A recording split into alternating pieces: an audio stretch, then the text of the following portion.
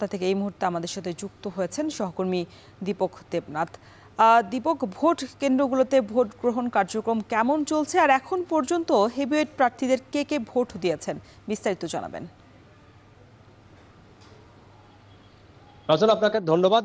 সেটি হচ্ছে যে এখনো পর্যন্ত প্রায় স্থানীয় সময় সকাল 7টা থেকে শুরু হয়েছে। এখন বাজে ঘড়ির কাঁটায় বলছে 8টা 15, অর্থাৎ প্রায় 1 ঘন্টার বেশি, 1 ঘন্টা 10-15 মিনিট ভোট হয়ে গেছে। তো এই ভোটে এখনো পর্যন্ত দুই একটি জায়গায়, মুর্শিদাবাদ, মালদায় দুই একটি জায়গায় বিক্ষিপ্ত কিছু সহিংসতার ঘটনা ঘটেছে। এক বিজেপি প্রার্থীকে মারধর করা হয়েছে বলে এরকম অভিযোগ উঠেছে, যদিও তৃণমূলের তরফ থেকে সেই অভিযোগ অস্বীকার করা হয়েছে। তবে মোটের উপরে ভোট এখনো শান্তিপূর্ণ গত এই 1 থেকে 1 ঘন্টা 15 মিনিটের মধ্যে।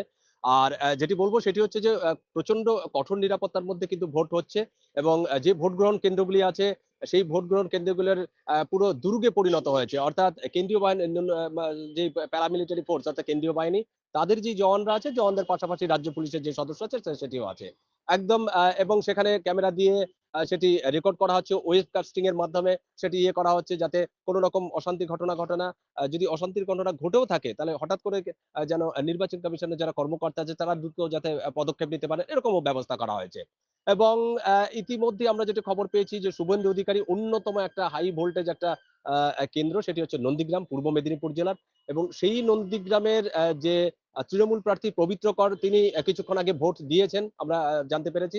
যদিও সেই কেন্দ্রে যে বিজেপি প্রার্থী শুভেন্দু অধিকারী, তিনি এখনো ভোট দেননি। তবে তিনি বাড়ি থেকে বেরিয়ে গেছেন, এবং ভোট গ্রহণ যে কেন্দ্র, তিনি যেখানে ভোট দেন সেই জায়গায় তিনি গেছেন, সবে মাত্র রওনা হয়েছেন।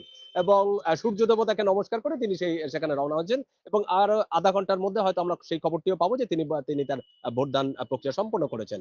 হুমায়ুন কবির, এজেইউপি অর্থাৎ আম জনতা উন্নয়ন পার্টির যে চেয়ারম্যান, তিনি কিছুক্ষণ আগে আমরা খবর পেলাম যে তিনি তার ভোটটি দিয়েছেন। তিনি এই মুহূর্তে একজন প্রার্থীও, কারণ এজেইউপির দুটি কেন্দ্র থেকে, একটি মুর্শিদাবাদের রেজিনগর, অন্যটি নওদা, দুটি কেন্দ্র থেকে তিনি প্রার্থী হয়েছেন।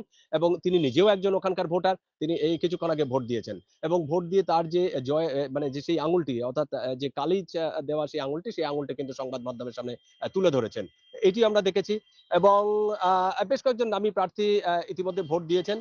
এটি আমরা যেছি আরেকটু সময় গেলে হয়তো আরেকটু আমরা বিস্তারিত জানতে পারবো যে কে কে ভোট দিচ্ছেন, বা এখনো পর্যন্ত কারা বাকি আছেন। তবে এই যে এই দফায় কিন্তু একাধিক হেভিওয়েট প্রার্থী আছে, যাদের মধ্যে তৃণমূলের বা শাসক দলের যে ক্ষমতাসীন দল আছে, তাদের কিন্তু একাধিক নেতা আছেন, মন্ত্রী আছেন, বিধায়ক আছেন, উল্টো দিকে বিজেপিরও বিধায়ক আছে। সব মিলিয়ে ভোটের এই ছিল আমার কাছে সর্বশেষ পরিস্থিতি। রওশন। পশ্চিমবঙ্গ বিধানসভা নির্বাচনের সবশেষ পরিস্থিতি জানাতে কলকাতা থেকে আমাদের সাথে যুক্ত ছিলেন দীপক দেব।